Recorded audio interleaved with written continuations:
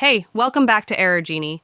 If you're having issues with your gamepad or controller while playing Dragon Age, the Veilguard, I've got you covered with some simple steps to get your controller working properly again. Let's dive into it. Step 1.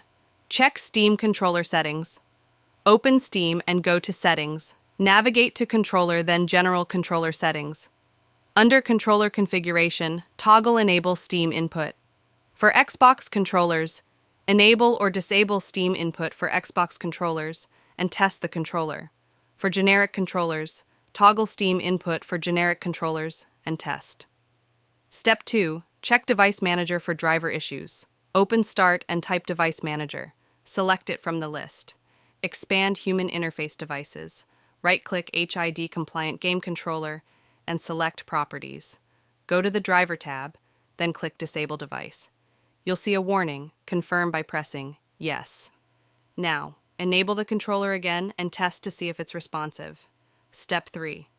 Update game controller drivers. In Device Manager, right-click HID Compliant Game Controller and select Update Driver. Choose Browse My Computer for drivers. Select Let me pick from a list of available drivers on my computer. Select your HID Compliant Game Controller from the list and press Next. Step 4. Restart your computer. Once the drivers are updated, restart your computer. This refreshes the settings, so when you open the game again, the controller should be ready to use. By following these steps, you should get your controller working in Dragon Age. The Veilguard.